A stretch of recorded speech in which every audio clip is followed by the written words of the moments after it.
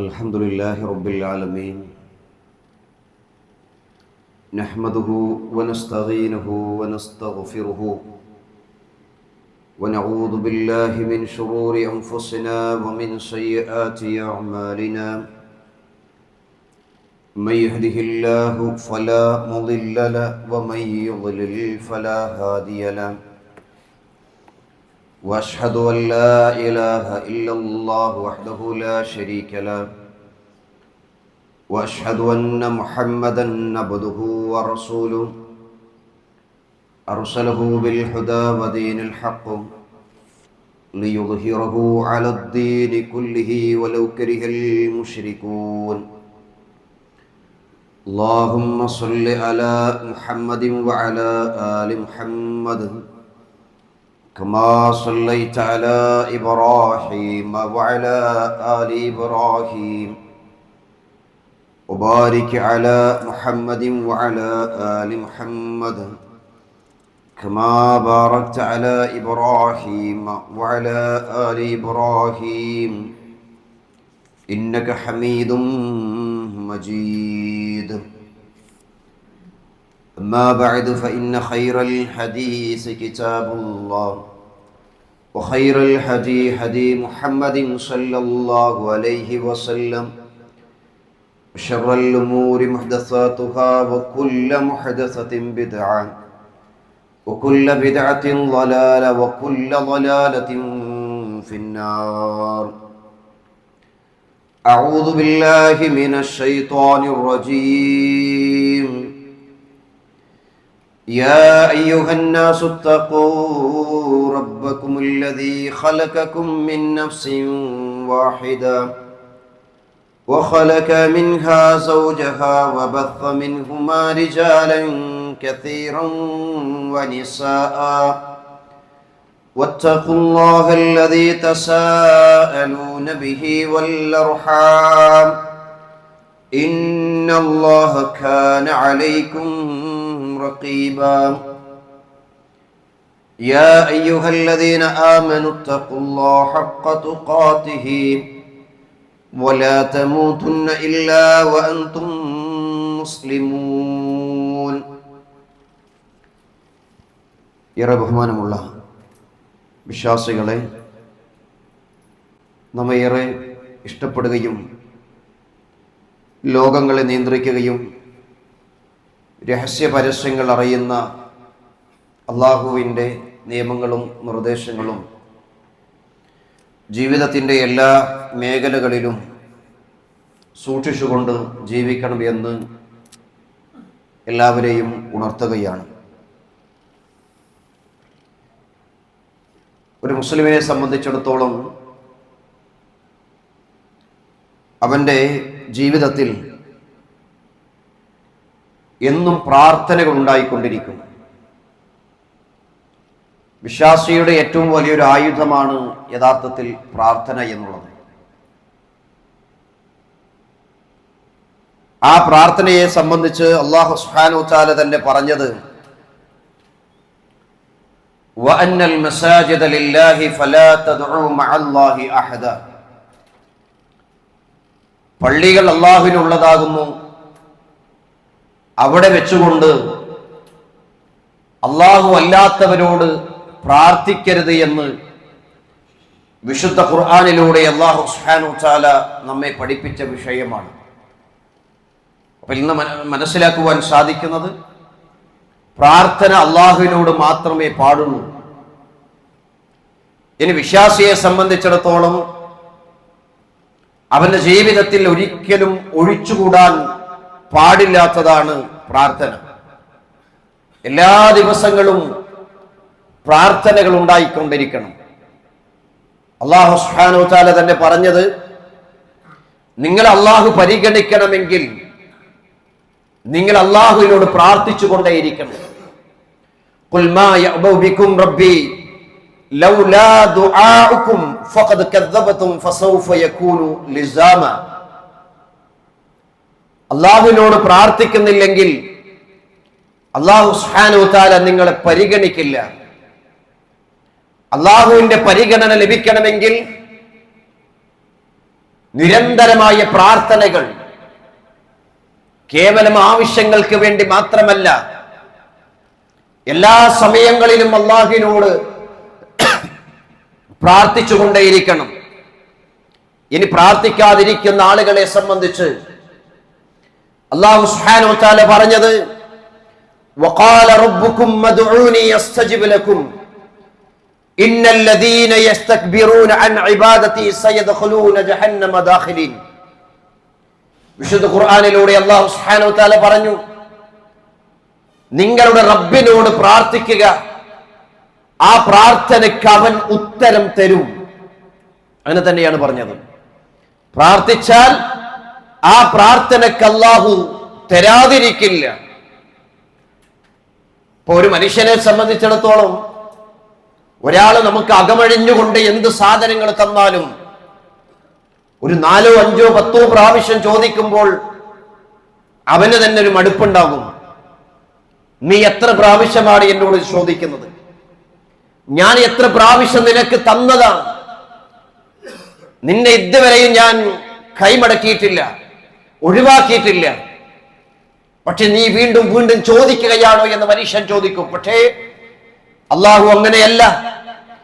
റസൂലുള്ളാഹി സ്വല്ലല്ലാഹു അലൈഹി വസല്ലം പറഞ്ഞു, ഇന്നല്ലാഹ ഹയ്യുൻ കരീമുൻ യസ്തഹി ഇദാ റഫഅ അർ-റജുലു ഇലൈഹി യദൈഹി അൻ യറദ്ദഹുമാ സിഫ്റൻ ഖായിബതൈൻ.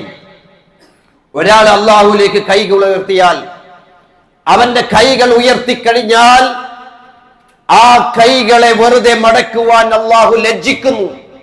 ഉത്തരം തരാതെ മടക്കുവാൻ ലജ്ജിക്കുന്നു എന്നാണ് റസൂലുള്ളാഹി സ്വല്ലല്ലാഹു അലൈഹി വസല്ലം പഠിപ്പിച്ചത്. അപ്പൊ നമ്മൾ ചെയ്യേണ്ടത് എന്താണ്? നിരന്തരം അല്ലാഹുവിനോട് ചോദിച്ചുകൊണ്ടേയിരിക്കണം. ചോദിക്കാതിരിക്കുന്ന ആൾ, ഇന്നല്ലദീന യസ്തക്ബിറൂന അൻ ഇബാദതി സയദ്ഖുലൂന ജഹന്നമ ദാഖിലീൻ, അവർ നരകത്തിലാണ് എന്ന് വിശുദ്ധ ഖുർആനിലൂടെ അല്ലാഹു സുബ്ഹാനഹു വ തആല നമ്മെ പഠിപ്പിച്ച വിഷയമാണ്. സഹോദരന്മാരെ, പ്രാർത്ഥിക്കാൻ നമ്മൾ മടുക്കരുത്, മറക്കരുത്. റസൂലുള്ളാഹി സ്വല്ലല്ലാഹു അലൈഹി വസല്ലം പഠിപ്പിച്ചു, ലൈസ ശൈഉൻ അക്രമ അലല്ലാഹി തആല മിനദ് ദുആ. പ്രാർത്ഥിക്കുന്നവനെ അല്ലാഹു ഏറെ ആദരിച്ചു. ചോദിച്ചു കൊണ്ടിരിക്കുന്നവനെ അല്ലാഹു സുബ്ഹാനഹു വ തആല ഏറെ ആദരിക്കും. അല്ലാഹുവിന് മടുപ്പില്ല.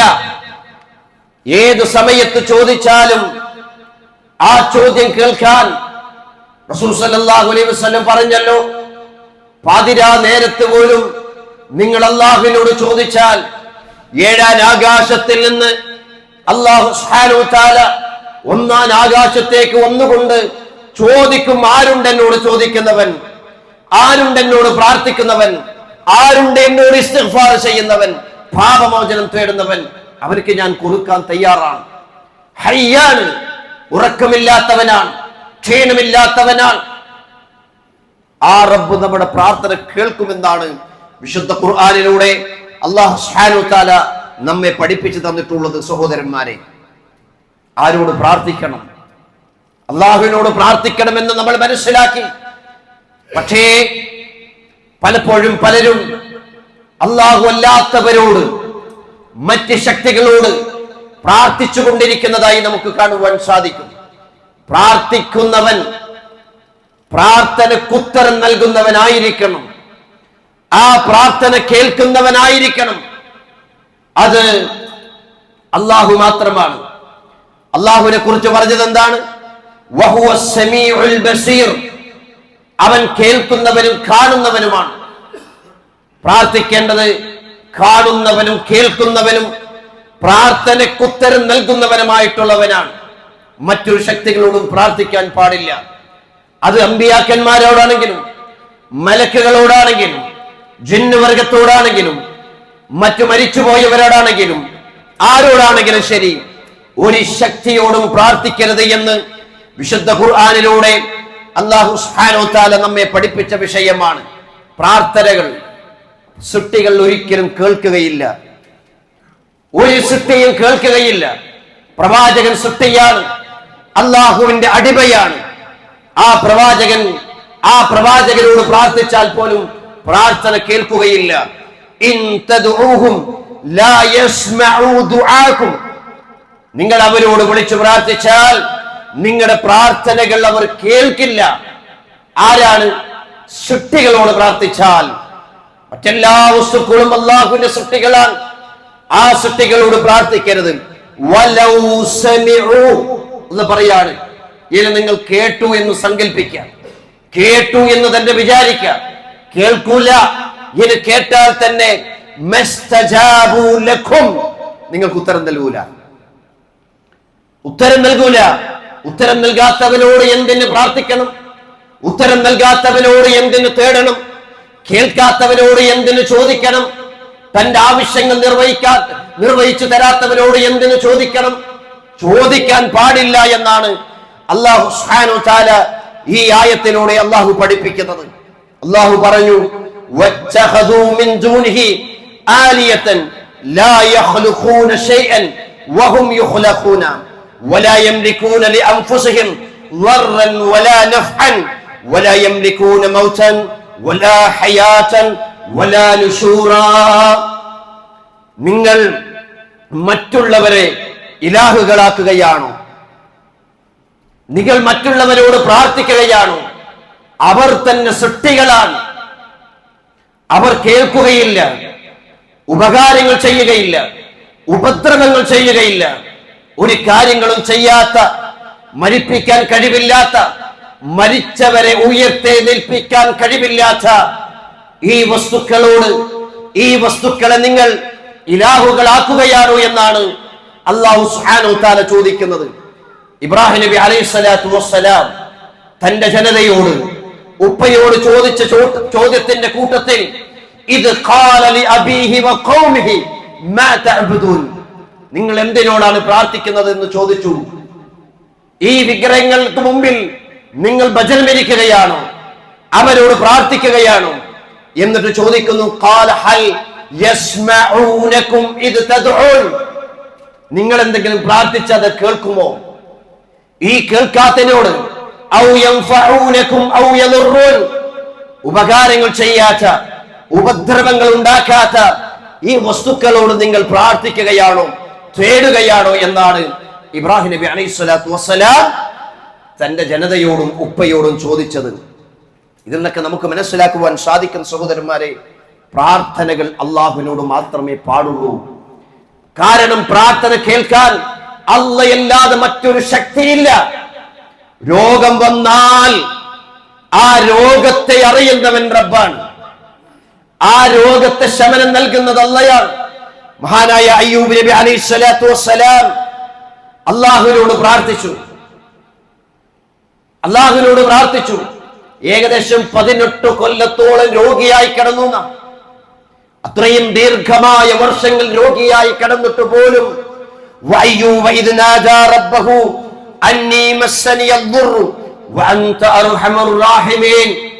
റബ്ബിനോട് ചോദിച്ചു, അല്ലാഹുവേ, എനിക്ക് വിപത്ത് ബാധിച്ചിരിക്കുകയാണ്, കാരുണ്യവാനായ റബ്ബേ, അതുകൊണ്ട് എന്റെ രോഗത്തിന് ശമനമുണ്ടാക്കി തീർക്കണമേ എന്നാണ് അയ്യൂബ് നബി അലൈഹിസ്സലാത്തു വസ്സലാം അള്ളാഹുവിനോട് പ്രാർത്ഥിച്ചത് എന്ന് നമുക്ക് മനസ്സിലാക്കുവാൻ സാധിക്കും. അപ്പൊ പ്രാർത്ഥന എന്താണ്? ആരാധനയാണ്. ആരാധന ആരോടാണ് അർപ്പിക്കേണ്ടത്? അത് അള്ളാഹുവിന് മാത്രമേ പാടുള്ളൂ. പ്രാർത്ഥന അത് തന്നെയാണ് ആരാധന. പ്രാർത്ഥനയില്ലാത്ത ഒരു കർമ്മവും ആരാധനയായി തീരുകയില്ല. നിസ്കാരം അത് ഇബാദത്താണ്. സാധാരണ ഒരു സുജൂദ് ചെയ്യുക, എഴുന്നേറ്റ് നിൽക്കുക എന്നുള്ളതല്ല നിസ്കാരം എന്നുള്ളത്. നിസ്കാരം എന്നുള്ളത് ഇബാദത്തിന്റെ കൂട്ടത്തിലെ ഏറ്റവും പ്രധാനപ്പെട്ട ആരാധനയാണ്. നിസ്കാരത്തിൽ നമ്മൾ പ്രാർത്ഥിക്കുന്ന പ്രാർത്ഥനകളുണ്ടല്ലോ, ആ പ്രാർത്ഥനകൾ തന്റെ റബ്ബിനോടാണ്. തന്റെ റബ്ബിന്റെ മുമ്പിലാണ് സുജൂദ് ചെയ്യുന്നത്.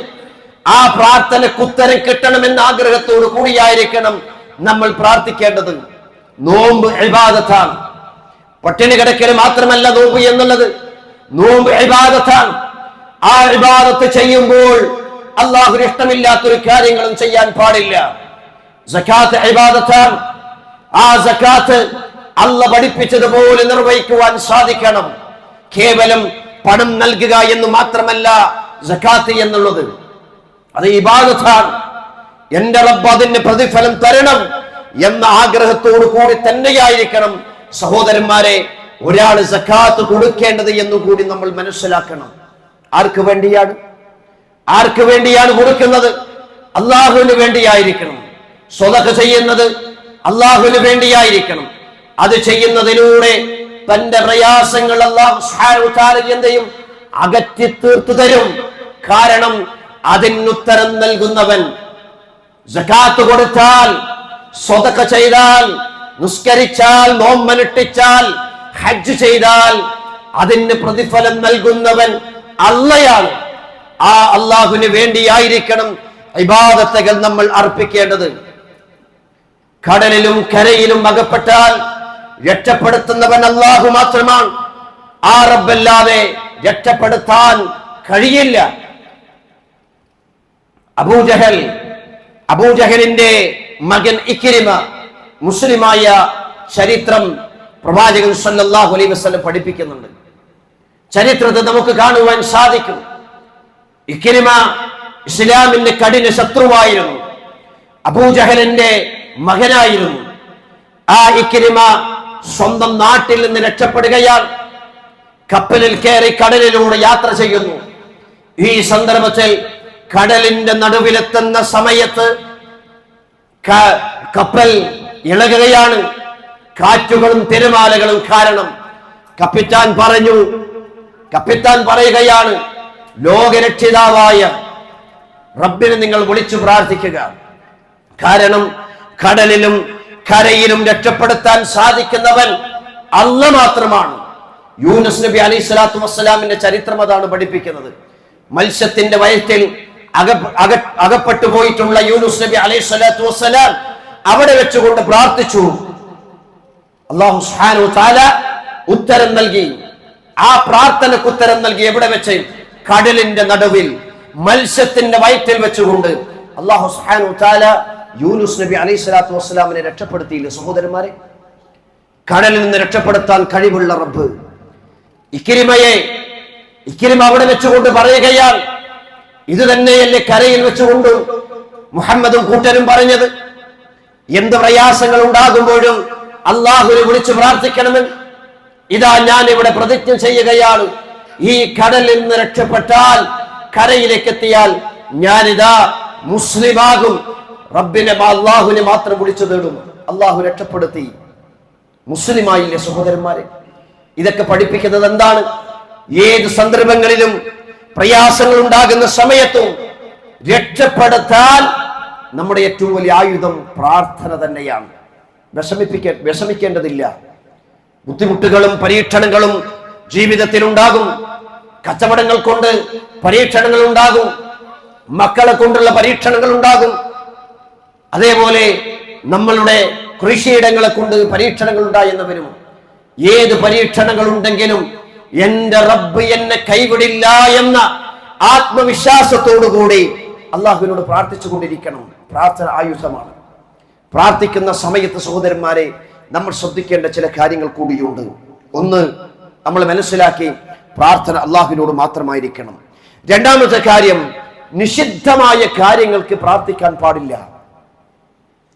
ഹറാമായ കാര്യങ്ങൾക്ക് വേണ്ടി ഒരിക്കലും പ്രാർത്ഥിക്കരുത്. മൂന്നാമത്തെ കാര്യം, അള്ളാഹുവിനെ പരീക്ഷിക്കുന്ന രൂപത്തിലുള്ള ആകാതിരിക്കുക. ഒരുപക്ഷെ ചിലരൊക്കെ പറയും, പടച്ചോനെ അള്ളാഹുവേ നീ ഇഷ്ടമുണ്ടെങ്കിൽ എനിക്ക് തരിക, ഇല്ലെങ്കിൽ വേണ്ട. അങ്ങനെയല്ല. അള്ളാഹുവിനോട് ചോദിക്കണം, റബ്ബിനോട് ചോദിക്കണം. അള്ളാഹു തരും. നമുക്ക് അർഹമായിട്ടുള്ള കാര്യങ്ങളാണെങ്കിൽ ആ റബ്ബ് തരും. നീ വേണമെങ്കിൽ തന്നോ, അല്ലെങ്കിൽ തരേണ്ടതില്ല എന്നുള്ള രീതിയിൽ നമ്മൾ ഒരിക്കലും പ്രാർത്ഥിക്കരുത് സഹോദരന്മാരെ. അതേപോലെ തന്നെയാണ് ചെറുതും വലുതുമായ കാര്യങ്ങൾക്ക് വേണ്ടി അള്ളാഹുവിനോട് ചോദിക്കണം. വലിയ കാര്യങ്ങൾക്ക് വേണ്ടി മാത്രം അള്ളാഹുവിനോട് ചോദിക്കുകയും ചെറിയ കാര്യത്തിന് വേണ്ടി അള്ളാഹുവിനോട് ചോദിക്കാതിരിക്കുകയും ചെയ്യുന്ന സ്വഭാവങ്ങൾ വിശ്വാസികളെ സംബന്ധിച്ചിടത്തോളം ഉണ്ടാകാൻ പാടില്ല. ആറാമത്തെ കാര്യം, അള്ളാഹുവിന്റെ നാമങ്ങൾ മുൻനിർത്തി പ്രാർത്ഥിക്കണം. അള്ളാഹുവിന് ഒരുപാട് നാമങ്ങൾ ഉണ്ടല്ലോ. അള്ളാഹു ഗഫൂറാണ്, റഹീമാണ്, ഇങ്ങനെ തുടങ്ങിയ ഒരുപാട് നാമങ്ങൾ. ആ നാമങ്ങൾ ഉപയോഗിച്ചുകൊണ്ട് പ്രാർത്ഥിച്ചാൽ പ്രാർത്ഥനയ്ക്ക് ഉത്തരം കിട്ടുമെന്ന് റസൂലുള്ളാഹി സ്വല്ലല്ലാഹു അലൈഹി വസല്ലം പഠിപ്പിച്ച വിഷയമാണ് സഹോദരന്മാരെ. ഏഴാമത്തെ കാര്യം, പ്രാർത്ഥിക്കുന്ന സമയത്ത് നമ്മൾ ശ്രദ്ധിക്കേണ്ടത് അള്ളാഹുവിനോട് വിനയത്തോടെ ഭക്തിയോടുകൂടി പ്രാർത്ഥിക്കണം. അവിടെയാണ് വേണ്ടത്. നിസ്കാരം പറഞ്ഞല്ലോ ഇബാദത്താണ് എന്നുള്ളത്. ആ ഇബാദത്ത് നിർവഹിക്കുന്ന സമയത്ത് വിനയത്തോടുകൂടി ഇബാദത്ത് നിർവഹിക്കുവാൻ നമുക്ക് എന്ത് ചെയ്യണം? സാധിക്കണം. ആ ഇബാദത്താണ് അല്ലാഹു സുബ്ഹാനഹു വ തആല എന്ത് ചെയ്യുക? സ്വീകരിക്കുക. എട്ടാമത്തെ കാര്യം, നമ്മുടെ ഭക്ഷണവും വസ്ത്രവും പാർപ്പിടവും ശുദ്ധമായിരിക്കണം, ഹറാമിൽ നിന്ന് രക്ഷപ്പെട്ടതായിരിക്കണം. ഉറപ്പുവരുത്തണം നമ്മുടെ വീട് ലോണില്ല എന്നുള്ളത്, പലിശക്കെടുക്കാത്തതാണ് എന്ന് ഉറപ്പുവരുത്തണം. നമ്മുടെ വാഹനം ഹറാമിന്റെ വാഹനമല്ല എന്ന് ഉറപ്പുവരുത്തണം. എന്നാൽ ആ പ്രാർത്ഥനയ്ക്ക് അല്ലാഹു സുബ്ഹാനഹു വ തആല എന്ത് ചെയ്യും? ഉത്തരം തരും എന്നുള്ളതാണ്. ഒമ്പതാമത്തെ കാര്യം, ഉത്തരം കിട്ടുമെന്നുള്ള പ്രതീക്ഷയോടുകൂടി ഉറച്ച മനസ്സോടുകൂടി അള്ളാഹുവിനോട് ചോദിക്കണം. എൻ്റെ റബ്ബ് തരും, ഇന്നല്ലെങ്കിൽ നാളെ എനിക്ക് എൻ്റെ റബ്ബ് എന്നെ കൈവിടൂല എന്നുള്ള മനസ്സാന്നിധ്യത്തോടു കൂടി പ്രാർത്ഥിച്ചാൽ സഹോദരന്മാരെ, ആ പ്രാർത്ഥനയ്ക്ക് ഉത്തരം നൽകുമെന്ന് റസൂലുള്ളാഹി സ്വല്ലല്ലാഹു അലൈഹി വസല്ലം പഠിപ്പിച്ച വിഷയമാണ്. ഇനി അതേപോലെ തന്നെ പ്രാർത്ഥനയ്ക്ക് ഉത്തരം കിട്ടുന്ന ചില വിഭാഗങ്ങളെ സംബന്ധിച്ച് റസൂൽ സല്ലല്ലാഹു അലൈഹി വസല്ലം പഠിപ്പിച്ചു. അതിലൊന്ന് പ്രവാചകൻ സല്ലല്ലാഹു അലൈഹി വസല്ലം പറഞ്ഞു, സലാസു ദഅവാതിൻ യുസ്തജാബു ലഹുന്ന ലാ ശക്ക ഫീഹിൻ. 3 വിഭാഗം ആൾക്കാരുടെ പ്രാർത്ഥന അല്ലാഹു തടയൂല എന്നാ പറഞ്ഞത്. 3 കൂട്ടം വിഭാഗം ആളുകളുടെ അതിലൊന്ന് അല്ലാഹുവിന്റെ പ്രവാചകൻ സല്ലല്ലാഹു അലൈഹി വസല്ലം പറഞ്ഞത് ദഅവത്തുൽ മദ്ലൂം, ആക്രമിക്കപ്പെട്ടവന്റെ പ്രാർത്ഥന. നമ്മൾ ശ്രദ്ധിക്കുക. നമ്മൾ ആരെങ്കിലും ഉപദ്രവിച്ചിട്ടുണ്ടെങ്കിൽ ആ മനുഷ്യൻ തനിക്കെതിരെ പ്രാർത്ഥിച്ചാൽ ആ പ്രാർത്ഥനയ്ക്ക് അല്ലാഹു സുബ്ഹാനഹു വ തആല എന്തെയും ഉത്തരം നൽകുക. റസൂൽ പറഞ്ഞത് ലാ ശക്ക ഫീഹിൻ, അതിലെന്തില്ല, ഒരു സംശയമില്ല എന്നാ പറഞ്ഞത്. ആരെങ്കിലും പ്രയാസപ്പെടുത്തിയാൽ, കുടുംബരംഗത്ത് പല ആളുകളെയും പ്രയാസപ്പെടുത്തുന്നവരുണ്ടാകാം, ഉമ്മയെയും ഉപ്പയെയും അവഗണിക്കുന്നവരുണ്ടായേക്കാം, സമ്പത്തിന്റെ പേരിൽ പ്രയാസങ്ങൾ ഉണ്ടാക്കുന്നവരുണ്ടാക്കാം, അനന്തര സ്വത്തിന്റെ പേരിൽ അർഹമില്ലാത്തത് വാങ്ങിച്ചെടുക്കാൻ വേണ്ടി ശ്രമിക്കുന്നവരുണ്ടായേക്കാം. അങ്ങനെ മറ്റുള്ളവരെ പ്രയാസപ്പെടുത്തുന്ന ഒരവസ്ഥയുണ്ടായാൽ ആ മനുഷ്യൻ തങ്ങൾക്കെതിരെ പ്രാർത്ഥിച്ചാൽ ആ പ്രാർത്ഥന റബ്ബ് സ്വീകരിക്കുമെന്ന് നമ്മൾ മറക്കരുത്. അർഹമായതേ നമ്മൾ നേടാൻ പാടുള്ളൂ. അനർഹമായ ഒരു കാര്യവും നമ്മൾ നേടരുത്. ഒരുപക്ഷെ നമ്മുടെ കയ്യൂക്ക് കൊണ്ട്, അധികാരങ്ങൾ കൊണ്ട്, സ്ഥാനങ്ങൾ കൊണ്ട് നേടാൻ കഴിഞ്ഞെന്ന് വരും. എന്നാൽ നാം നേടിയെടുത്ത ഭൂമിയുണ്ടല്ലോ, അനർഹമായിട്ടാണെങ്കിൽ റസൂൽ സല്ലല്ലാഹു അലൈഹി വസല്ലം പഠിപ്പിച്ചു, അവനെ പരലോകത്ത് 7 ഭൂമിയുടെ അടിയിലേക്ക് അവനെ താഴ്ത്തിക്കളയുമെന്ന് റസൂൽ സല്ലല്ലാഹു അലൈഹി വസല്ലം പഠിപ്പിച്ചു. അങ്ങനെയുള്ള ഭൂമിയാണ് നമുക്ക് വേണ്ടത്. ദുനിയാവ് സുഖിക്കാൻ വേണ്ടി, മറ്റുള്ളവരെ പ്രയാസപ്പെടുത്താൻ വേണ്ടി അങ്ങനെയുള്ളതാണെങ്കിൽ സഹോദരന്മാരെ, നമ്മൾ ആരെയാണോ പ്രയാസപ്പെടുത്തുന്നത് അവൻ നമുക്കെതിരെ പ്രാർത്ഥിച്ചാൽ ആ പ്രാർത്ഥന കേൾക്കുമെന്നാണ്. രണ്ടാമത് പറഞ്ഞത് വദഅത്തുൽ മുസാഫിർ, യാത്രക്കാരന്റെ പ്രാർത്ഥനയാണ്. നമ്മളൊക്കെ പലപ്പോഴും പല സ്ഥലങ്ങളിലേക്കും യാത്ര ചെയ്യുന്നവരാണ്. ഈ യാത്രക്കിടയിൽ അള്ളാഹുവിനോട് പ്രാർത്ഥിച്ചാൽ ആ പ്രാർത്ഥനയ്ക്ക് ഉത്തരം നൽകുമെന്ന് റസൂലുള്ളാഹി സ്വല്ലല്ലാഹു അലൈഹി വസല്ലം പഠിപ്പിച്ചു. മൂന്നാമത്തേത് മക്കള്, അതേപോലെ തന്നെ മാതാപിതാക്കൾ, മക്കൾക്ക് വേണ്ടിയുള്ള പ്രാർത്ഥന. ആ പ്രാർത്ഥനയും അല്ലാഹു സുബ്ഹാനഹു വ തആല സ്വീകരിക്കുമെന്ന് റസൂലുള്ളാഹി സ്വല്ലല്ലാഹു അലൈഹി വസല്ലം പഠിപ്പിച്ച വിഷയമാണ്. അതേപോലെ തന്നെയാണ് ദഅവത്തുസ് സായിം, നോമ്പുകാരന്റെ പ്രാർത്ഥന. അതേപോലെ തന്നെയാണ് വിശ്വാസിയുടെ കൂട്ടുകാരന് വേണ്ടി അവന്റെ അസാന്നിധ്യത്തിൽ പ്രാർത്ഥിക്കുക. നമ്മളൊക്കെ പല ആളുകളും നമ്മളോട് പറയും, എനിക്ക് വേണ്ടി നീ പ്രാർത്ഥിക്കണമെന്ന് പറയും. നമ്മൾ എന്ന് പറയുമെന്നുള്ളതല്ലാതെ അവർക്ക് വേണ്ടി പ്രാർത്ഥിക്കാറുണ്ടോ? അവനില്ലാത്ത സമയത്ത് അവൻക്ക് വേണ്ടി നമ്മൾ പ്രാർത്ഥിച്ചാൽ മലക്കുകൾ എന്ത് ചെയ്യും? നമുക്ക് വേണ്ടിയും പ്രാർത്ഥിക്കുമെന്ന് റസൂലുള്ളാഹി സ്വല്ലല്ലാഹു അലൈഹി വസല്ലം പറഞ്ഞു. ഖാലൽ മലക് ആമീൻ വലക മിസ്ൽ ദാലിക്, അവനും കിട്ടട്ടെ അതുപോലെ. അപ്പൊ തന്റെ സഹോദരന്റെ നന്മക്ക് വേണ്ടി പ്രാർത്ഥിക്കണം.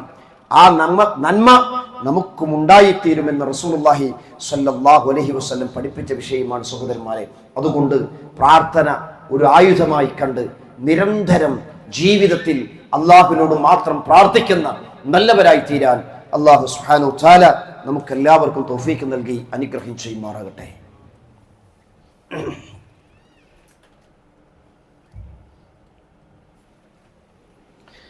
ഇന്നൽ ഹംദുലില്ലാഹ് والصلاة والسلام على رسول الله وعلى آله وصحبه أجمعين أما بعد اتقوا الله عباد الله. സ്നേഹമുള്ള വിശ്വാസികളെ, അള്ളാഹുവിനെ സൂക്ഷിച്ചുകൊണ്ട് ജീവിക്കണം എന്ന് ഒരിക്കൽ കൂടി വളരെ ഗൗരവത്തിൽ ഉണർത്തുകയാണ്. നമ്മൾ മനസ്സിലാക്കി വന്നിട്ടുള്ളത്, പ്രാർത്ഥന വിശ്വാസിയുടെ ജീവിതത്തിൽ ഒഴിച്ചുകൂടാൻ സാധിക്കാത്ത ഒരു ഇബാദത്താണ്. നിരന്തരമായ പ്രാർത്ഥനകൾ നമുക്കുണ്ടായിക്കൊണ്ടിരിക്കണം. പ്രാർത്ഥനയ്ക്ക് ഉത്തരം കിട്ടുന്ന സമയങ്ങളിലൊക്കെ നമ്മൾ അള്ളാഹുവിനോട് പ്രാർത്ഥിച്ചുകൊണ്ടേയിരിക്കണം. ഈ സമയത്ത് പ്രാർത്ഥനയിൽ സംഭവിക്കുന്ന, ഒരുപക്ഷെ അറിയാതെ സംഭവിക്കുന്നതായിരിക്കാം, അല്ലെങ്കിൽ മറ്റുള്ളവർ ചെയ്യുന്നത് കണ്ടിട്ട് അതൊക്കെ പ്രാർത്ഥനയുടെ ഭാഗമാണ് എന്ന് മനസ്സിലാക്കി ചെയ്യുന്ന ചിലരുണ്ട്. പ്രാർത്ഥനയിൽ സംഭവിക്കുന്ന ചില തെറ്റുകൾ, അതിലൊന്നാമത്തെ കാര്യം, പ്രാർത്ഥനയ്ക്ക് ശേഷം കൈകൊണ്ട് മുഖം തുടക്കുക എന്നുള്ളത്. ചിലർ അങ്ങനെ വിചാരിച്ചിട്ടുണ്ട്, പ്രാർത്ഥിച്ചു കഴിഞ്ഞാൽ ആ കൈകൊണ്ട് മുഖം തുടച്ച് അതൊരു സുന്നത്തായി മനസ്സിലാക്കിയവരുണ്ട്. അത് പാടില്ല. അതേപോലെ തന്നെയാണ് ചിലരൊക്കെ പ്രാർത്ഥിച്ചതിന് ശേഷം 2 തള്ളവിരലുകൾ ചുംബിച്ചുകൊണ്ട് കണ്ണ് തടവുന്നതായി നമുക്ക് കാണുവാൻ സാധിക്കും. എന്തേ കാരണം? അതൊരു ഭക്തിയുടെ ഒരു രൂപമാണ് എന്ന് മനസ്സിലാക്കി, അങ്ങനെയൊക്കെ പ്രാർത്ഥിച്ചാൽ അല്ലാഹു സുബ്ഹാനഹു വ തആല സ്വീകരിക്കുമെന്ന് മനസ്സിലാക്കി, അത് റസൂലുള്ളാഹി സ്വല്ലല്ലാഹു അലൈഹി വസല്ലം പഠിപ്പിക്കാത്തൊരു കാര്യമാണ്. അതേപോലെ തന്നെയാണ് പ്രവാചകൻ സല്ലല്ലാഹു അലൈഹി വസല്ലം ഏതൊക്കെ സന്ദർഭങ്ങളിൽ പ്രാർത്ഥനകൾ പ്രവാചകൻ സല്ലല്ലാഹു അലൈഹി വസല്ലം കൂട്ടമായി പ്രാർത്ഥിച്ചിട്ടുണ്ട്. പക്ഷേ നമസ്കാരത്തിന്, ഫർള് നമസ്കാരത്തിന് ശേഷം റസൂൽ സല്ലല്ലാഹു അലൈഹി വസല്ലം ഇങ്ങനെ പ്രാർത്ഥിക്കുകയും ബാക്കിലുള്ള ആളുകൾ ആമീൻ പറയുന്ന ഒരു രീതി നബി സല്ലല്ലാഹു അലൈഹി വസല്ലം പഠിപ്പിച്ചിട്ടില്ല. പ്രവാചകൻ ഇമാമത്ത് നിന്ന് കഴിഞ്ഞാൽ ബാക്കിൽ സ്ത്രീകളില്ലെങ്കിൽ പ്രവാചകൻ എന്ത് ചെയ്യും? അവിടെ എഴുന്നേറ്റ് ബാക്കിലേക്ക് ഇരിക്കും. എപ്പോഴും അല്ലാഹുമ്മ അൻത സലാം വമിൻക സലാം എന്നുള്ള ദിക്ർ ചൊല്ലിയതിനു ശേഷം മാറിയിരിക്കും എന്ന് ഹദീസുകളിലൂടെ സഹോദരന്മാരെ നമുക്ക് കാണുവാൻ സാധിക്കും. അതുകൊണ്ട് നമസ്കാരത്തിന് ശേഷമുള്ള ഒരു പ്രത്യേകമായ ഒരു കൂട്ടുപ്രാർത്ഥനയോ കാര്യങ്ങളോ പ്രവാചകൻ പഠിപ്പിച്ചു തന്നിട്ടില്ല. അത് നമ്മൾ ചെയ്യരുത്, അതിൽ കൂട്ടു നിൽക്കരുത്. അവനവനക്ക് സ്വന്തമായി പ്രാർത്ഥിക്കാനുള്ളത് അള്ളാഹുലേക്ക് എന്ത് ചെയ്യുക? പ്രാർത്ഥിക്കുക. ഇതൊക്കെയാണ് നമ്മൾ ശ്രദ്ധിക്കേണ്ടത്. അതേപോലെ തന്നെയാണ് ചിലരൊക്കെ പ്രാർത്ഥനകൾക്കിടയിൽ കൈകൾ നെഞ്ചിലേക്ക് ചേർത്ത് വെച്ചുകൊണ്ട് പ്രാർത്ഥിക്കുന്നതായി നമുക്ക് കാണുവാൻ സാധിക്കും. സഹോദരന്മാർ, അത്തരം കാര്യങ്ങളൊക്കെ നമ്മൾ അതേ മാറ്റുക. പ്രവാചകൻ സല്ലല്ലാഹു അലൈഹി വസല്ലം എങ്ങനെയാണ് പഠിപ്പിച്ചത്? ഇപ്പോ നിസ്കാരത്തിൽ തന്നെ ചിലരൊക്കെ കണ്ണടച്ച് നിസ്കരിക്കുന്നതായി കാണാൻ പറ്റും. റുകൂയിലേക്ക് പോകുമ്പോൾ കണ്ണടക്കുക, സുജൂദിലേക്ക് പോകുമ്പോൾ കണ്ണടക്കുക. എന്തേ കാരണം? അതൊരു ഭക്തിയുടെ രൂപമായി ചിലരൊക്കെ കാണാം. കണ്ണടച്ചാൽ, കൈകെട്ടിക്കഴിഞ്ഞാൽ കണ്ണടക്കുക, അത് പാടില്ല. റസൂൽ സല്ലല്ലാഹു അലൈഹി വസല്ലം കണ്ണടച്ചുകൊണ്ട് നിസ്കരിക്കാൻ പാടില്ല എന്നാണ്. സുജൂദിലേക്ക് നോക്കി നിസ്കരിക്കണമെന്നാണ് നബി സല്ലല്ലാഹു അലൈഹി വസല്ലം സഹോദരന്മാരെ നമ്മെ പഠിപ്പിച്ചത്. അപ്പോൾ ഇത്തരം കാര്യങ്ങളൊക്കെ നമ്മൾ ശ്രദ്ധിച്ച് പ്രവാചകൻ എന്താണോ പഠിപ്പിച്ചത് അത് നമ്മുടെ ജീവിതത്തിൽ കൊണ്ടുവരാൻ നാം ശ്രമിക്കുക. അല്ലാഹു സുബ്ഹാനഹു വ തആല കൂടുതൽ നന്മകൾ ചെയ്ത് മുന്നോട്ട് പോകുവാൻ നമുക്ക് എല്ലാവർക്കും തൗഫീക്ക് നൽകി അനുഗ്രഹം ചെയ്യുമാറാകട്ടെ. പലരും രോഗം കൊണ്ട് പ്രയാസങ്ങൾ അനുഭവിക്കുന്നവരുണ്ട്. നമ്മളിവിടെ ഖുത്ബ നിർവഹിച്ചു കൊണ്ടിരിക്കുമ്പോൾ തന്നെ പലരും ഹോസ്പിറ്റലിലേക്കുള്ള യാത്രയിലുള്ള ആളുകളുണ്ട്. വീട്ടിൽ രോഗികളായി കിടക്കുന്നവർ, അല്ലാഹു സുബ്ഹാനഹു വ തആല അവർക്കൊക്കെ ആരോഗ്യം നൽകി ശിഫ നൽകി അനുഗ്രഹം ചെയ്യുമാറാകട്ടെ. നമ്മൾ ഇന്ന് മരണപ്പെട്ടു പോയിട്ടുള്ള ആളുകൾക്ക് അല്ലാഹുവേ, നീ അവരുടെ ഖബർ നീ വിശാലമാക്കി കൊടുക്കുകയും ഞങ്ങളെയും അവരെയും നീ ജന്നാത്തുൽ ഫിർദൗസിൽ ഒരുമിച്ച് കൂട്ടി അനുഗ്രഹം ചെയ്യുമാറാകണമേ. ഒരുപാട് നന്മകൾ ചെയ്തുകൊണ്ടിരിക്കുന്ന ആളുകൾ, അല്ലാഹുവേ, ഞങ്ങളുടെ നന്മകൾ ഓരോന്നും ഞങ്ങൾ സ്വീകരിക്കുകയും ചെയ്യുമാറാകണമേ. തിന്മകൾ അറിഞ്ഞോ അറിയാതെയോ സംഭവിച്ചു പോയിട്ടുണ്ടെങ്കിൽ അല്ലാഹുവേ, നിന്റെ അടുത്തേക്ക് എത്തുന്നതിന് മുമ്പായി എല്ലാം പുറത്തു മാപ്പാക്കി തീർക്കുകയും ഞങ്ങൾ അനുഗ്രഹിക്കുകയും ചെയ്യുമാറാകണമേ. അല്ലാഹുവേ, പരലോകത്ത് കോടാനുകൂടി മനുഷ്യന്മാർ ഒരുമിച്ച് കൂടി നിൽക്കുമ്പോൾ അവഗണിക്കപ്പെടുന്ന ഒരു വിഭാഗത്തിൻ്റെ കൂട്ടത്തിൽ ഞങ്ങൾ ഉൾപ്പെടുത്തല്ലേ നാഥ. അള്ളാഹുവേ, ഞങ്ങൾ നീ പരിഗണിക്കുകയും ചെയ്യണമേ. اللهم اغفر للمؤمنين والمؤمنات والمسلمين والمسلمات الأحياء منكم والأموات إنك مجيب الدعوات يا قاضي الحاجات. اللهم أجرنا من النار، اللهم أجرنا من النار، اللهم أجرنا من النار. ربنا آتنا في الدنيا حسنة وفي الآخرة حسنة وقنا عذاب النار. آمين آمين برحمتك يا أرحم الراحمين.